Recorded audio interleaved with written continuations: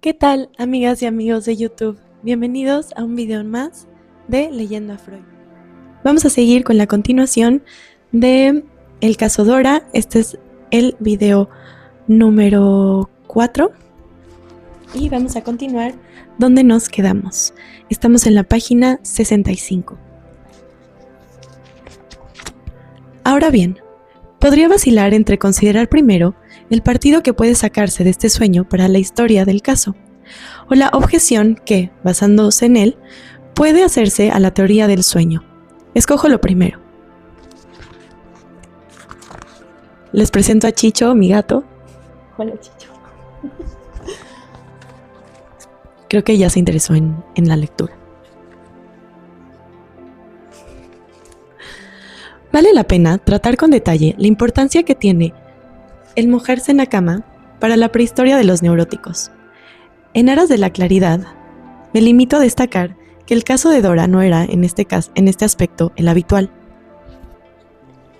Este trastorno no solo había proseguido más allá de la época admitida como normal, sino que, según la precisa indicación, primero desapareció y volvió a aparecer en época relativamente tardía, después del 6º año de vida. Por lo que sé, la causa más probable de una enuresis de esta clase es la masturbación, que en la etiología de la enuresis desempeña un papel no apreciado todavía suficientemente.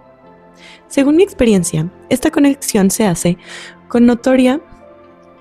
muy notoria para los niños mismos, y de ahí se consiguen todas sus consecuencias psíquicas, como si nunca lo hubiera olvidado. Ahora bien, en el momento en que Dora contó el sueño, nos encontramos en una línea de investigación que llevaba directamente a confesar una masturbación infantil. Poco antes, ella había preguntado por qué exactamente había enfermado, y antes que yo le respondiese, echó la culpa al padre. La justificación para esto no era unos pensamientos inconscientes, sino un conocimiento consciente.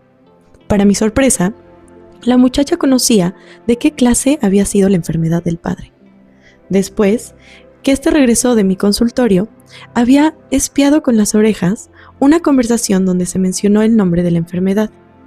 Y en años todavía anteriores, en la época del desprendimiento de la retina, un oculista llamado a consulta debe de haber señalado la etiología luética, pues la curiosa y alertada muchacha oyó esa vez decir a una tía: estaba enfermo ya antes de casarse, y agregó algo incomprensible para ella, que más tarde interpretó entre sí como referido a una cosa indecente.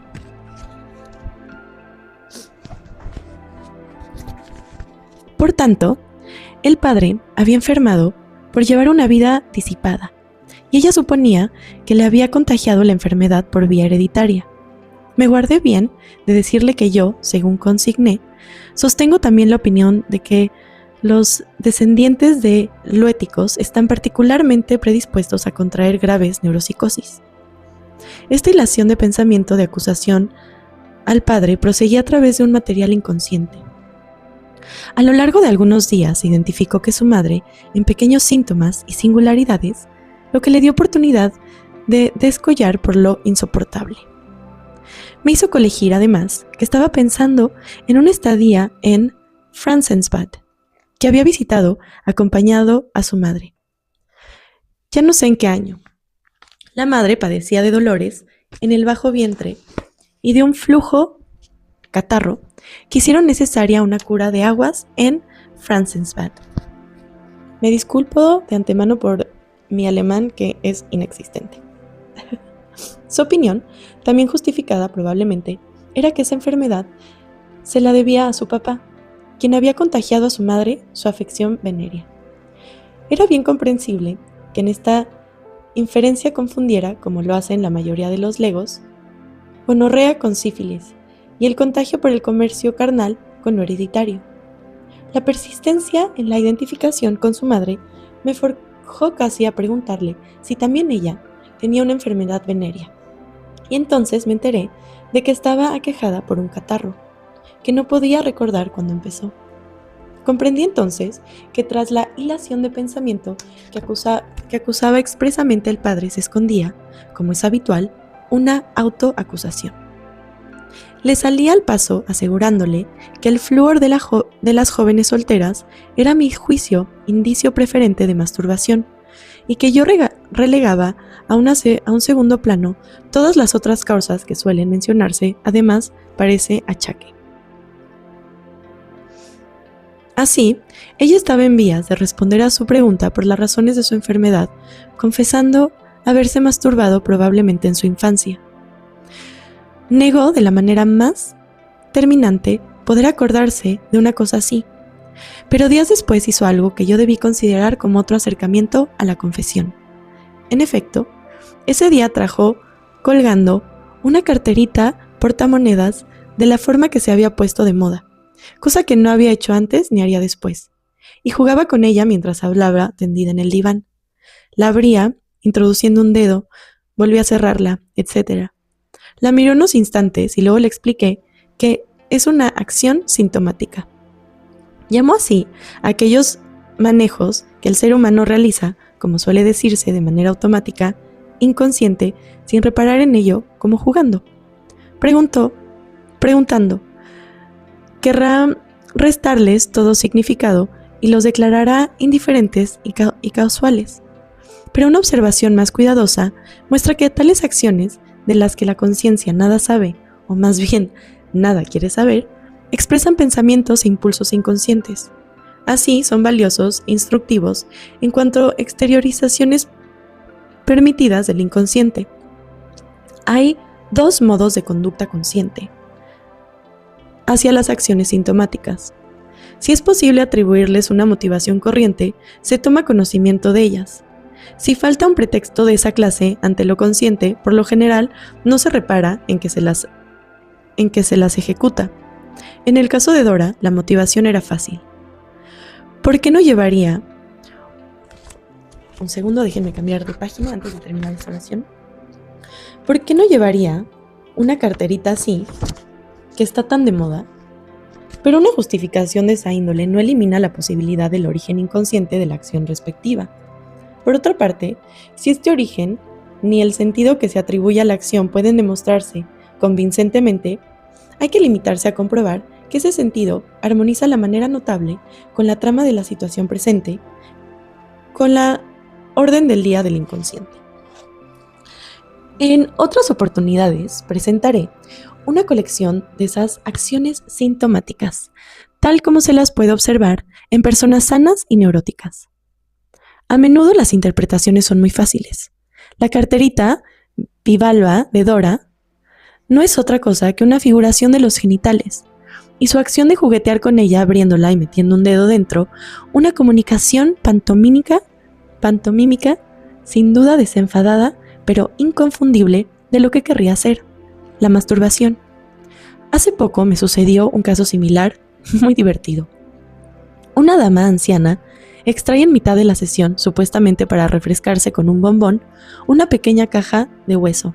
Se esfuerza para abrirla, y después me la alcanza para que me convenza de lo difícil que es hacerlo.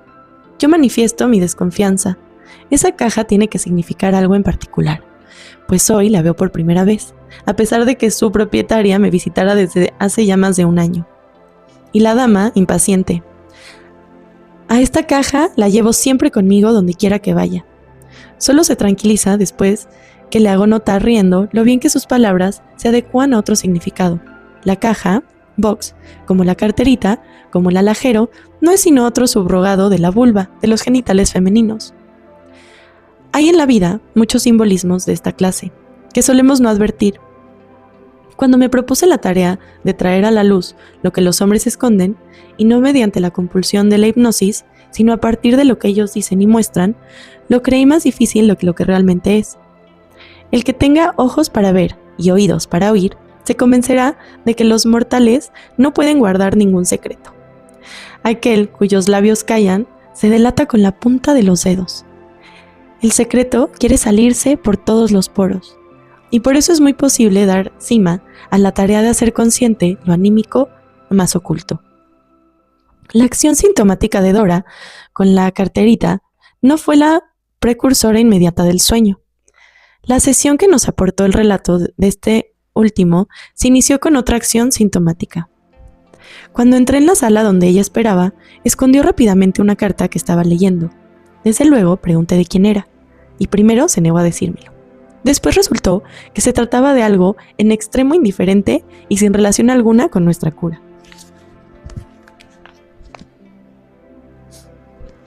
Era una carta de la abuela, que le exhortaba a escribirle más a menudo. Creo que solo quería jugar al secreto conmigo e indicar que ahora se dejaría arrancar su secreto por el médico. Su renuncia frente a cualquier médico nuevo me lo explicó por la angustia de que, ya sea al examinarla por el catarro o al indagarla por la comunicación de que se mojaba en la cama, pudieran llegar a colegir la razón de su sufrimiento, la masturbación. En lo sucesivo siempre hablaría muy despectivamente de los médicos a quienes antes, era evidente, había sobreestimado. Acusaciones al padre, culpable de su enfermedad, con la autoacusación de que había detrás. Fluor Albus. Jugueteó con la carterita. Eneuresis después del 6º año. Un secreto que no quería dejarse arrancar por los médicos. 2 puntos. Considero establecida, sin lagunas, la prueba indiciaria de la masturbación infantil. En el caso de Dora, yo había empezado a sospechar la masturbación cuando me contó acerca de los espasmos estomacales de la prima, y después se identificó con esta jactándose todo un día de idénticas sensaciones dolorosas. Sabido es que justamente a los masturbadores les sobreviene con mucha frecuencia espasmos estomacales. Según una comunicación personal que me ha hecho Wilhelm Flisch, precisamente esas gastralgias son las que pueden interrumpirse mediante la aplicación de cocaína en el punto gástrico de la nariz. Por él descubierto, y curarse mediante su cauterización. Acuérdense que obviamente aquí estaban investigando muchísimo y apenas estaban dándose cuenta que igual y la cocaína no iba a ser lo mejor. De hecho, Freud trató a un paciente que quería ayudar con cocaína y en algún momento este paciente se terminó volviendo adicto y bueno, fue todo un desastre. Y también Flisch, o no sé cómo se pronuncia bien, pero él tenía unas teorías que si les interesa algún día leerlas están muy interesantes, de la conexión de la nariz con el aparato reproductor. Pero bueno, obviamente estas teorías quedaron completamente descartadas y no se siguieron. Pero bueno, estaban en modo investigador. Dora me corroboró que tenía conciencia de 2 cosas, que ella misma había padecido a menudo de espasmos gástricos y que tenía buenos fundamentos para considerar a su prima una masturbadora. Es muy común en los enfermos individualizar en otro un nexo que una resistencia afectiva les imposibilita conocer en su propia persona.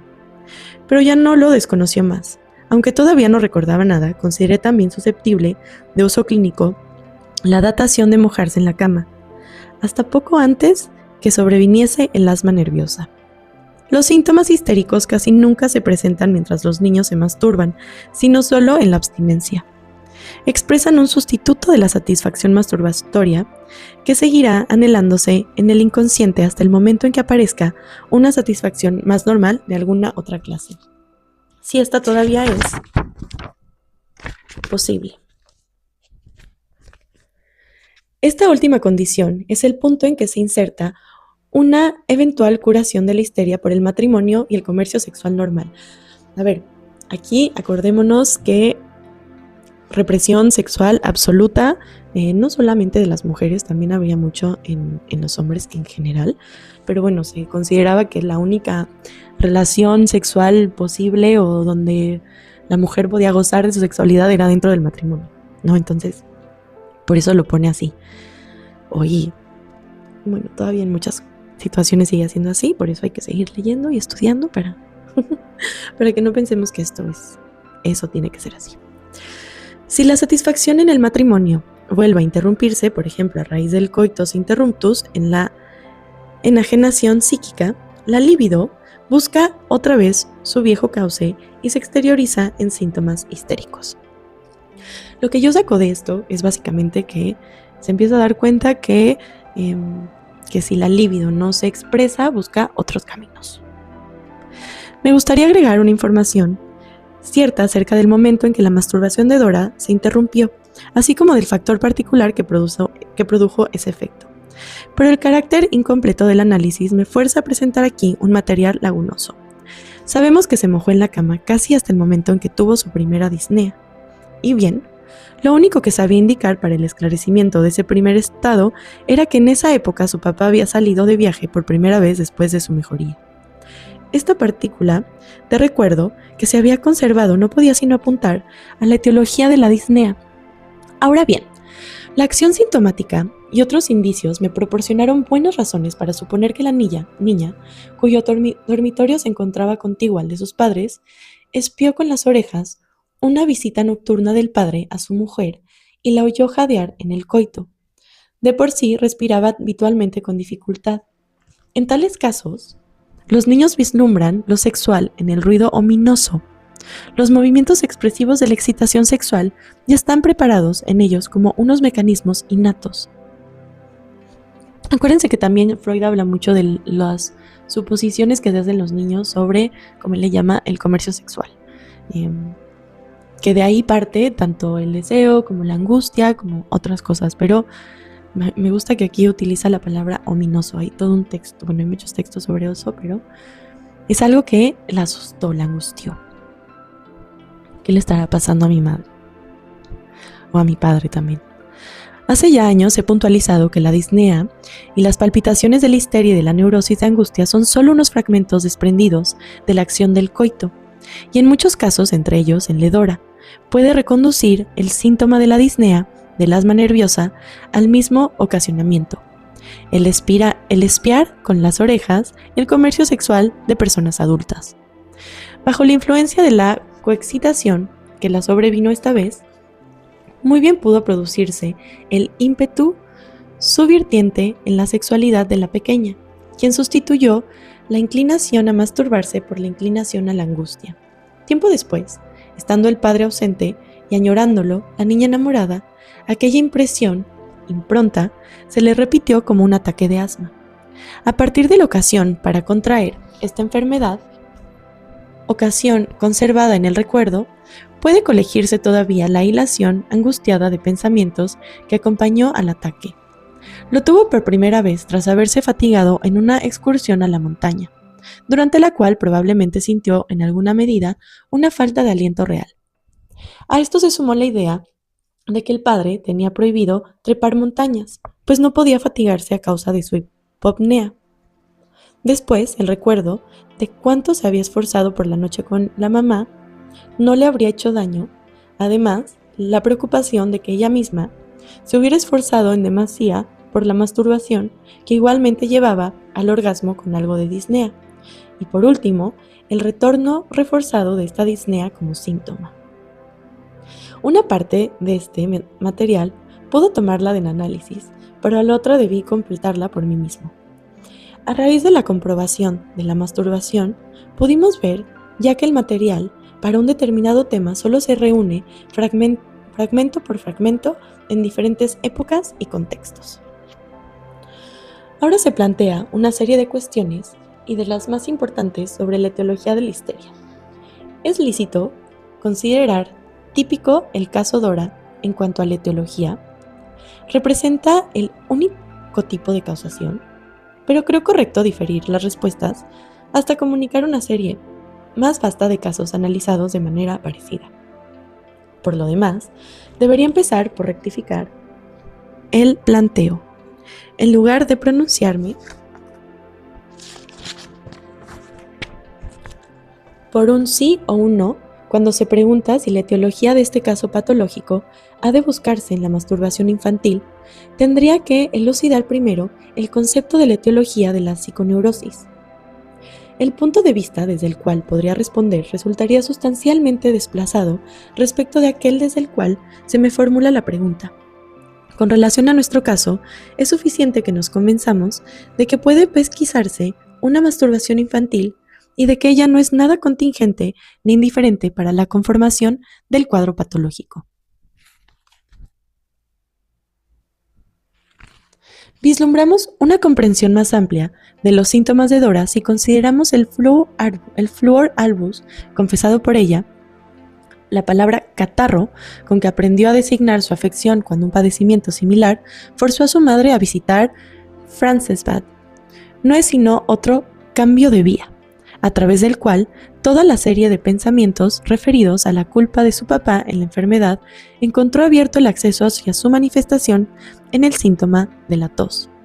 Esta tos, sin duda surgida originariamente de un ínfimo catarro real, era además una imitación de su padre, aquejado de una afección pulmonar, y pudo expresar su compasión y su cuidado por él.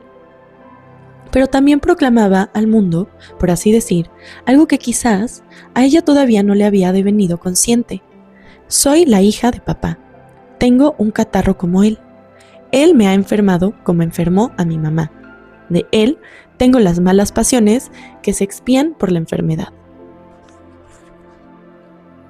Que esto, bueno, es un pensamiento infantil, y acuérdense que son las hipótesis que el analista se va haciendo para ir entretejiendo la historia y poder hacer sus interpretaciones.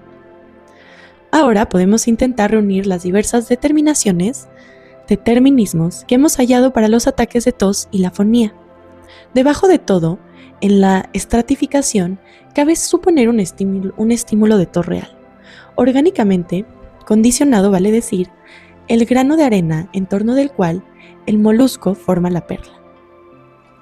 Este estímulo es susceptible de fijación porque afecta a una región del cuerpo que conservó en alto grado en la muchacha la significación de una zona erógena. Por tanto, es apto para dar expresión a la libido excitada. Quedó fijado por lo que probablemente fue el primer revestimiento psíquico, la imitación compasiva del padre enfermo, y después, por los autorreproches a raíz del catarro, este mismo grupo de síntomas se muestra además susceptible de figurar las relaciones con el señor K, de lamentar su ausencia y expresar el deseo de ser para él una mejor esposa. Después que una parte de la libido se volcó de nuevo al padre, el síntoma cobra el que quizás es su último significado: la figuración del comercio sexual con el padre en la identificación con la señora K. Va de nuevo. El significado: la figuración del comercio sexual con el padre en la identificación con la señora K. Quiero consignar, empero, que esta serie, en manera alguna, es completa.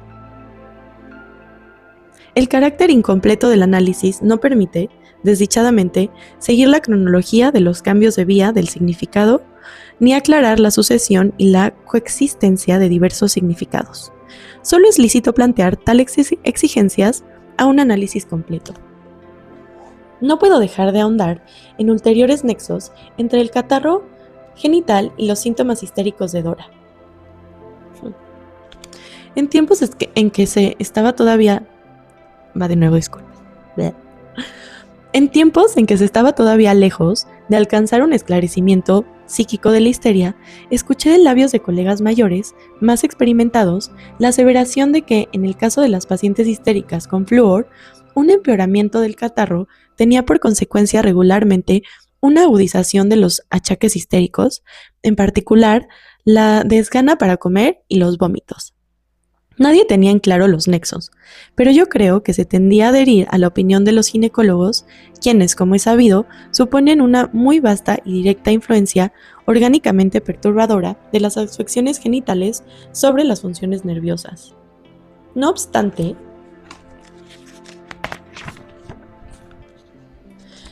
el examen terapéutico que corre por nuestra cuenta es casi siempre infructuoso. Dado el estado actual de nuestro conocimiento, tampoco es posible excluir esa influencia directa y orgánica, pero en todos los casos su revestimiento psíquico es más fácil de pesquisar. En nuestras mujeres, el orgullo por la conformación de sus genitales es una parte muy especial de su vanidad, y las afecciones de estos, consideradas capaces de inspirar repugnancia o aún asco, operan increíblemente a modo de afrentas. Disminuyen el sentimiento de sí, provocan un estado de irritabilidad, susceptibilidad y desconfianza. Se considera que la secreción anormal de la mucosa de la vagina provoca asco. Bueno, tengo mucho que decir sobre esto, pero ya les compartiré mis opiniones sobre este texto en otro video. Recordemos que a Dora, tras el beso del señor K, le sobrevino una viva sensación de asco. Y que hallamos razones para completar el relato que nos hizo de esta escena, conjeturando que en el abrazo sintió la presión del miembro erecto contra su vientre. Averiguamos además que la misma gobernanta, a quien ella hizo echar a causa de su infidelidad, le había dicho, basándose en su propia experiencia, que todos los hombres eran frívolos e inconstantes. Para Dora, esto debió de significar que todos los hombres eran como su papá. Ahora bien, ella consideraba que su padre sufría una enfermedad venérea y creía que se la había contagiado a ella y a su madre. Pudo imaginarse entonces que todos los hombres sufrían de enfermedades venéreas, y el concepto que sobre ésta se había formado derivaba desde luego de su propia experiencia personal. Denme un segundo, tengo que tomar un poquito de agua.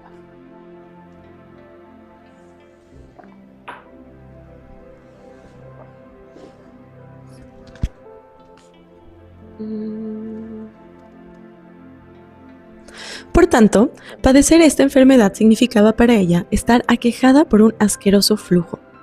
¿No habrá sido esto otra motivación del asco que sintió en el momento del abrazo? Este asco, transferido al contrario con el hombre, sería entonces un asco referido, en última instancia, a su propio flúor y proyectado según el mencionado mecanismo primitivo.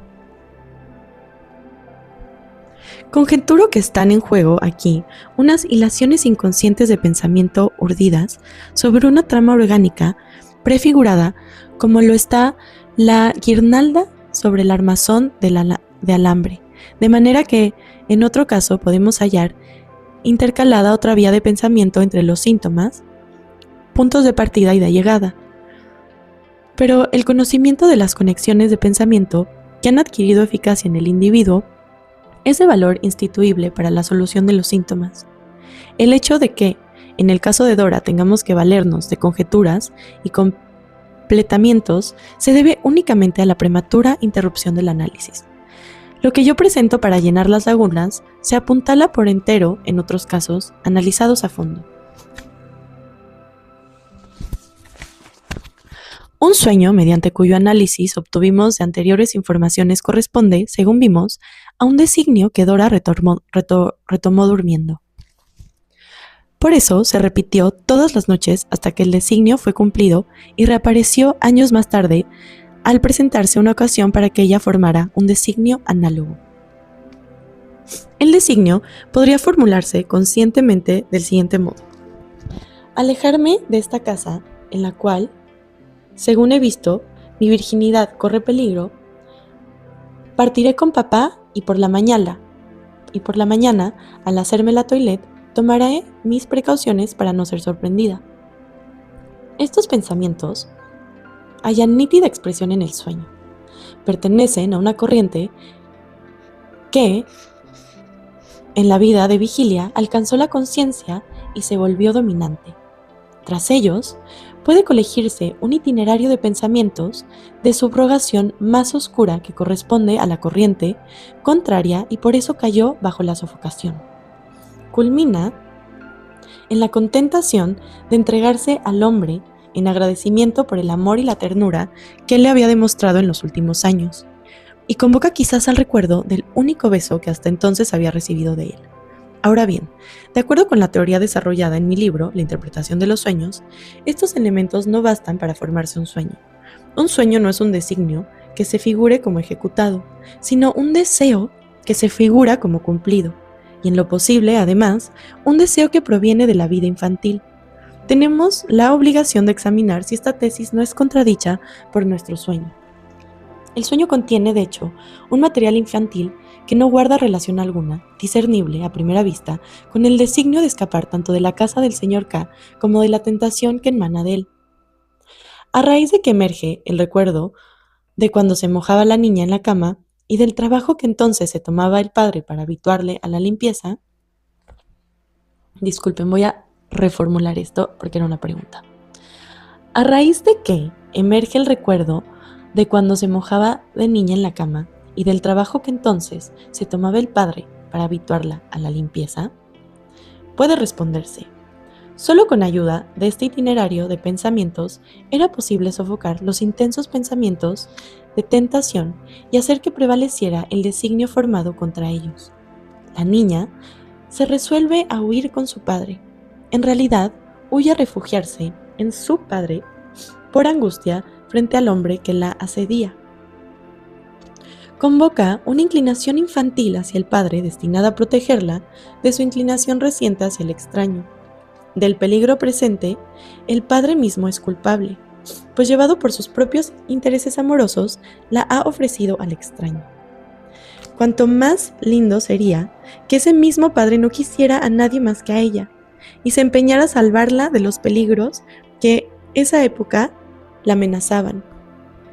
El deseo infantil, hoy inconsciente, de poner al padre en el lugar del extraño, es un poder ser, formador de sueños. Si existió una situación parecida a una del presente, aunque diversa... déjenme ir de nuevo. Si existió una situación parecida a una del presente, aunque diversa de ella por esta subrogación de personas, parecerá ser la situación principal del sueño.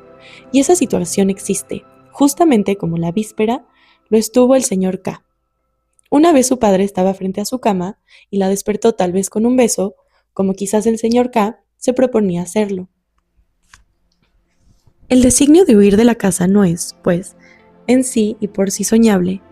Se convierte en tal asociado con otro designio que se apoya en un deseo infantil. El deseo de sustituir al señor K por el padre presta la fuerza impulsora pulsional para el sueño. El deseo de sustituir al señor K por el padre presta la fuerza impulsora pulsional para el sueño. Recuerdo aquí la interpretación a que me obligó el itinerario de pensamientos reforzados referidos a la relación del padre con la señora K. Se había evocado una inclinación infantil hacia el padre a fin de poder mantener en la represión, un esfuerzo de desalojo, el amor reprimido hacia el señor K. Este ímpetu subvirtiente en la vida anímica de Dora es el que el sueño refleja. Acerca de la relación entre los pensamientos de vigilia que se prosiguen mientras se duerme, los restos diurnos y el deseo inconsciente formador del sueño ha consignado en la interpretación de los sueños algunas observaciones que cito aquí inmodificadas, pues nada tengo que agregar y el análisis de este sueño de Dora vuelve a probar que las cosas no son de otro modo. Bueno, vamos a parar aquí este video y vamos a hacer la continuación en el siguiente. Nos quedamos en la página número 76 y continuamos ya para finalizar el segundo capítulo del primer sueño de Dora, que encontrarás en el próximo video. Muchas gracias por llegar hasta aquí y te veo en el próximo video de Leyendo a Freud. Muchas gracias.